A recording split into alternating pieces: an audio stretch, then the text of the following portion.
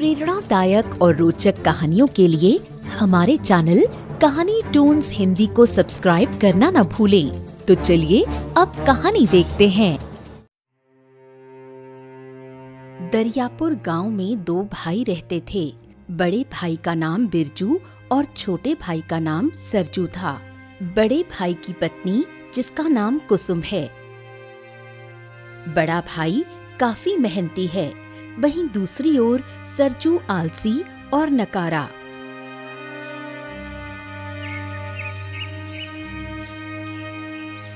अरे सुनती हो भाग्यवान, लाट साहब उठ गए कि नहीं उठे? क्या है जी, क्यों परेशान हो रहे हैं?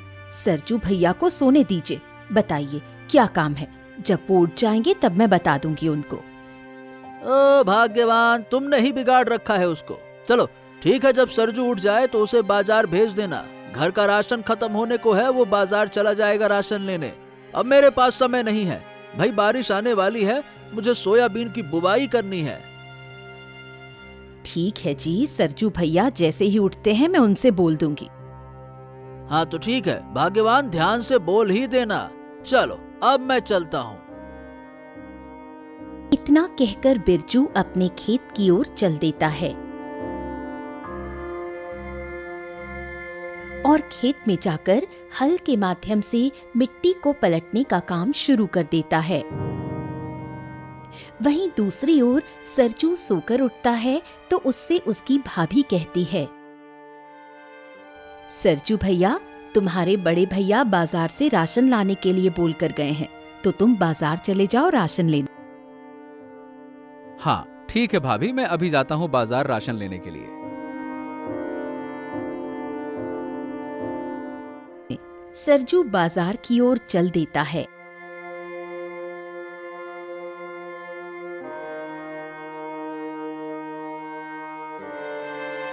कुछ दूर चलने पर सरजू एक पेड़ के नीचे बैठ जाता है। हाँ, हे भगवान, अभी तो 5 मील दूर है बाजार। न जाने बड़े भैया को मुझे परेशान करने में क्या ही मजा आता है। अरे काफी थक गया हूँ और इस पेड़ के नीचे कितनी ठंडी हवा चल रही है। आहा, यही कुछ देर आराम कर लेता हूँ। थोड़ी देर की बात है, फिर चला जाऊंगा बाजार। हाँ। इतना कहकर सरजू उस पेड़ के नीचे सो गया। देखते देखते दोपहर से शाम हो गई, पर सरजू उठने का नाम नहीं लेता। तभी उसी रास्ते से बिरजू घर की ओर जा रहा था। तभी पेड़ के नीचे सोए हुए सरजू पर बिरजू की नजर पड़ी। अरे ये तो बिरजू है, और ये पेड़ के नीचे क्यों सो रहा है? अरे अभी जगाता हूँ जाकर, रुको। ए बिरजू भाई उठो। अरे शाम हो गई है, उठ जाओ, घर चलो, कुछ ही देर में अंधेरा हो जाएगा। चलो। हाँ हाँ भैया, तुम तो खेत गए थे ना, इतनी जल्दी घर कैसे आ गए? वाह भाई वाह वाह वाह वाह, यहाँ सुबह से शाम हो गई और इन्हें पता भी नहीं है। अरे पहले ये बताओ कि तुम बाजार से राशन लाए कि नहीं लाए? भैया मैं तो राशन लेने के लिए निकला था, परंतु कुछ दूर चलने पर मैं थक गया और इस पेड़ के नीचे बैठ गया, पर न जाने कब मेरी आंख लग गई और मुझे भैया पता ही नहीं चला। एक नंबर के आलसी हो कहीं के, क्या बोलूं मैं। तुम बाजार भी नहीं गए, यहीं बैठे बैठे सोते रह गए। अब जल्दी से घर चलो, रात होने वाली है। चलो। फिर दोनों घर की ओर चल दिए। जैसे ही वो दोनों घर पहुंचते हैं तब कुसुम सरजू से कहती है, सरजू भैया, तुम भी अपने भैया के साथ खेत में हाथ बटाने चले गए थे क्या? क्योंकि तुम्हारे हाथ में राशन तो दिख ही नहीं रहा। अरे भाग्यवान, ये लाट साहब ना तो बाजार गए और ना ही खेत पहुँचे। ये तो बड़े मजे से एक पेड़ के नीचे सो रहे थे। वो तो अच्छा हुआ कि मैं घर आ रहा था तो मैंने इन्हें सोते हुए देख लिया, नहीं तो जनाब तो सोते ही रहते और रात हो जाने पर शेर चीता इनको खा जाते। हाँ, क्या कहें। चलो, अब बहुत जोर की भूख लगी है। खाना खाकर तीनों लोग सो जाते हैं। अगली सुबह सरजू गांव की चौपाल पर बैठा हुआ था। तभी वहाँ सरजू का मित्र माधव आता है। क्या हुआ सरजू भाई, आज चौपाल पर कैसे बैठे हो?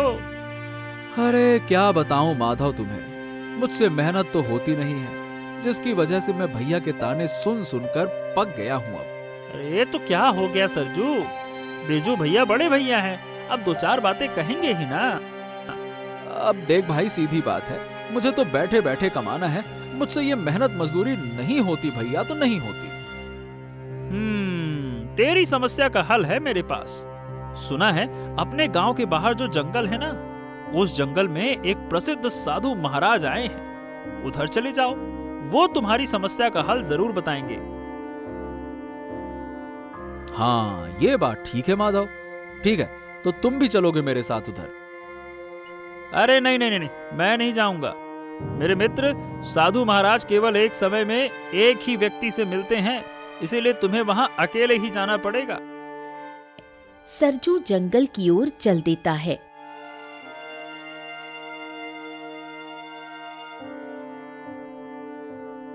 कुछ दूर चलने पर साधु महाराज एक पेड़ के नीचे बैठे हुए दिखाई देते हैं। सरजू साधु महाराज के पास जाता है और उनसे कहता है, हे साधु महाराज, मैं बहुत परेशान हूँ, मेरी मदद कीजिए। मुझसे मेहनती काम बिल्कुल भी नहीं होता है, जिसकी वजह से मेरे बड़े भैया रोज खरी खोटी सुनाते हैं मुझे कहीं नौकरी भी नहीं मिल रही। मैं करूँ तो करूँ क्या साधु महाराज? चिंता मत करो बेटा, मैं तुम्हारी मदद अवश्य करूंगा। तुम्हें एक रहस्यमयी जंगल में जाना होगा और वहां तुम्हें दृश्यों से भरी पहेलियों को सुलझाते हुए आगे बढ़ना होगा। वहां पर तुम्हें भूमिगत गुफा मिलेगी, जिसके बाहर तुम्हें वन देवी मिलेंगी, जो कि उस खजाने की रक्षा कर रही हैं। तुम्हें उनके एक सवाल का जवाब देना होगा। तुमने जवाब गलत दिया तो वो उस खजाने को नहीं ले जाने देंगी। अगर तुमने सवाल का जवाब सही दिया तो गुफा का द्वार अपने आप ही खुल जाएगा और उसके अंदर ढेर सारा धन मिलेगा। लेकिन क्या साधु महाराज? उसकी कीमत तुम्हें अपने प्राणों से चुकानी होगी।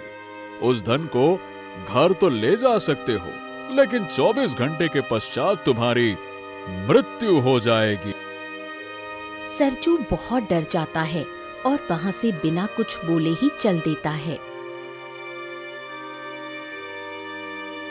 कुछ देर बाद सरजू एक पेड़ के नीचे बैठकर साधु की कही हुई बातों के बारे में सोचने लगता है। तभी उसे अपने मित्र माधव का ख्याल आता है। अरे ये क्या? मुझे उस रहस्यमयी जंगल में जाना होगा और वहां दृश्यों से भरी पहेलियों को सुलझाना होगा, लेकिन उसके लिए तो बुद्धि लगेगी ना, और मेरे पास तो रत्ती भर भी है नहीं। अरे करूं तो करूं क्या? हाँ, क्यों ना मैं अपने बुद्धिमान मित्र माधव को ले जाऊं और उससे ही उस धन को गुफा के अंदर ले जाने के लिए बोलूं। हाँ, और जैसे ही उस धन को लेकर वो अपने घर लौटेगा, उसकी 24 घंटे पश्चात मृत्यु हो जाएगी और सारा धन मेरा हो जाएगा।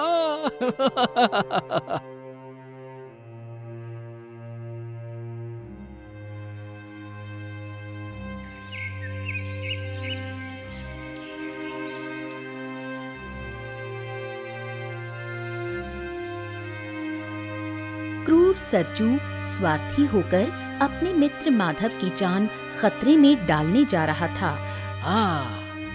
माधव, मेरे मित्र, तुमने बिल्कुल सही कहा था।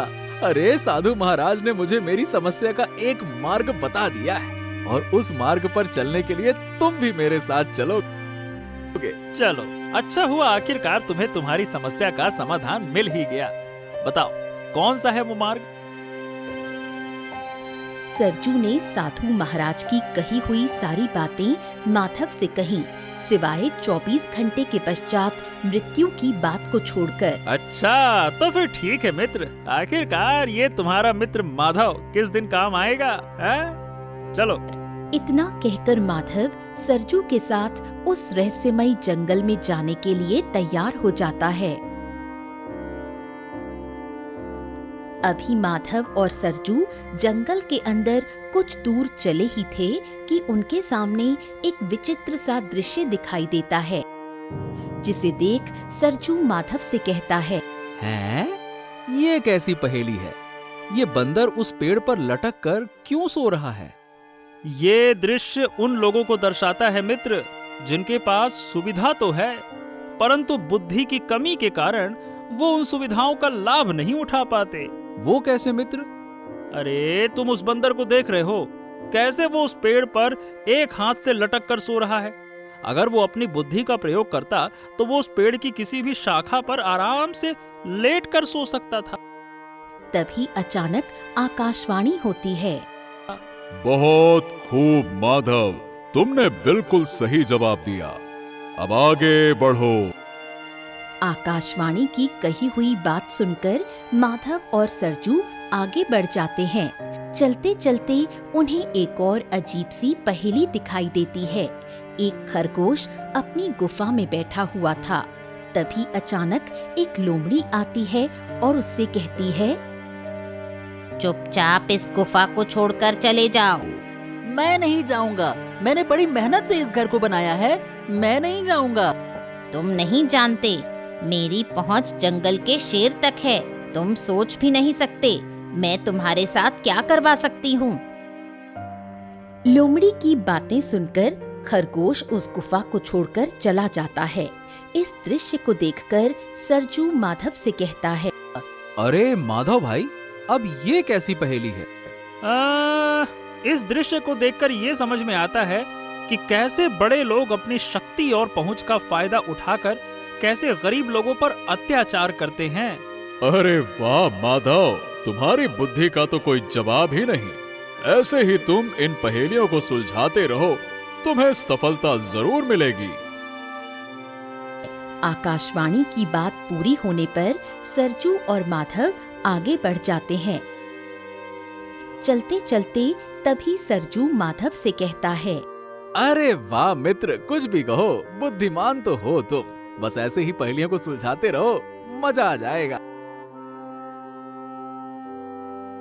इतना कहकर वो दोनों आगे बढ़ जाते हैं। तभी उन्हें एक और पहेली नजर आती है। ए भाई माधव, ये कैसा दृश्य है? सारे जंगल को छोड़कर इसी जगह पर बारिश हो रही है। ये कैसी विचित्र पहेली है? माधव कुछ देर तक सोच में पड़ जाता है और कुछ देर सोचने के बाद माधव सरजू से कहता है, इस दृश्य को देखकर ये समझ आता है कि कैसे मनुष्य प्रकृति को नुकसान पहुंचा रहा है। इसीलिए प्रकृति फलस्वरूप मनुष्यों को दंडित कर रही है। तभी फिर से आकाशवाणी होती है। क्या बात है माधव, तुम तो बहुत ही बुद्धिमान और चतुर व्यक्ति हो। मैं तुम्हारी चतुरता से प्रसन्न हूँ। ये तुम्हारी आखिरी पहेली थी। अब आगे कोई पहेली नजर नहीं आएगी। यहाँ से थोड़ी दूर वो गुफा है, अब तुम उस धन को हासिल कर सकते हो। जाओ। आकाशवाणी की पूरी बात सुनकर सरजू और माधव आगे बढ़ जाते हैं। तभी कुछ दूर चलते ही उन्हें वो गुफा नजर आती है, जिसके बाहर वन देवी खड़ी हुई दिखाई देती है। अरे माधव मेरे मित्र, वो रही गुफा, और उस साधु के कहे अनुसार उसके बाहर वन देवी मिलेंगी। चलो अब बस उनके एक सवाल का जवाब देना है और फिर खजाना हमारा अपना। चलो। फिर माधव और सरजू उस गुफा के पास जाते हैं। उन्हें देखकर वो वन देवी उनसे कहती है, किस लिए आए हो बालक? अगर तुम उस खजाने के लिए आए हो तो तुम्हें मेरे एक सवाल का जवाब देना होगा। हाँ वन देवी, हम खजाने के लिए ही तो आए हैं, और आप जो भी सवाल पूछेंगी हम उसका उत्तर देने के लिए तैयार हैं। वो क्या है जो इस संसार में सभी को चाहिए? माधव ने थोड़ा सोचा। ऐसा क्या है जो संसार में हर किसी को चाहिए? अरे हाँ, ऐसा है प्रेम। प्रेम ही है जो संसार में हर किसी को चाहिए। सब प्रेम के भूखे हैं।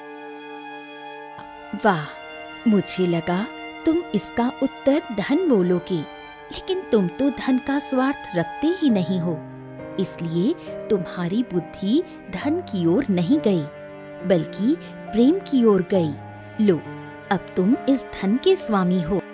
इतना कहकर वन देवी वहां से गायब हो गई।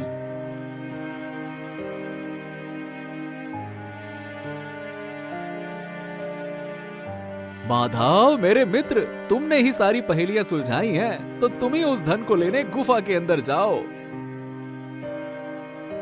माधव सूरज की बात सुनकर गुफा के अंदर जाता है और वहां से वो धन को लेकर बाहर आता है।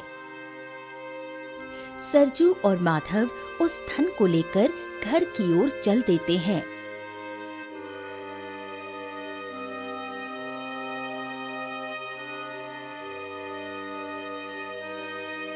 तभी आकाशवाणी होती है। बहुत खूब माधव, आखिरकार तुम इस धन को पाने में सफल हो गए। परंतु माधव, तुमसे सरजू कुछ छुपा रहा है। ऐसी कौन सी बात है जो तुम मुझसे छुपा रहे हो मित्र? अब सूरज के पास सच बताने के अलावा कोई चारा नहीं था। माधव मेरे मित्र, मैं जब साधु महाराज से मिलने के लिए गया था ना, तब उन्होंने कहा था कि जो भी इस धन को गुफा से बाहर लाएगा उसकी 24 घंटे पश्चात मृत्यु हो जाएगी। मेरे मित्र, मुझे माफ कर देना, मुझसे बहुत बड़ी भूल हो गई जो तुमसे मैंने ये बात छुपाई। हे आकाशवाणी, क्या गलती है मेरी जो मुझे अपने प्राणों से हाथ धोने पड़ेंगे? बताओ मुझे क्या गलती है मेरी? माधव, ऐसा बिल्कुल नहीं होगा, क्योंकि तुम खजाने के लालच में नहीं आए थे। इधर तुम तो अपने मित्र को मदद करने के लिए आए थे। अगर तुम खजाने के लालच में आए होते तो बेशक तुम्हारी मृत्यु हो जाती। तुम तो भले मानव हो, तुम खुशी खुशी घर जाओ। इतना सुनते ही माधव प्रसन्न हो गया और घर की ओर चल दिया। घर जाकर माधव सारा खजाना सरजू के भाई बिरजू को दे देता है। बिरजू माधव की बुद्धिमत्ता से बहुत ही प्रसन्न होता है। तभी सरजू बिरजू से कहता है, भैया, आज से मैं भी मेहनत करूंगा और माधव के साथ काम पर जाऊंगा। सभी लोग सरजू की बातें सुनकर बड़े प्रसन्न होते हैं। इस तरह सरजू अब अपने भाई बिरजू और माधव के साथ मेहनत करने लगता है। अगर कहानी पसंद आई हो तो हमारे चैनल को सब्सक्राइब करना न भूलें।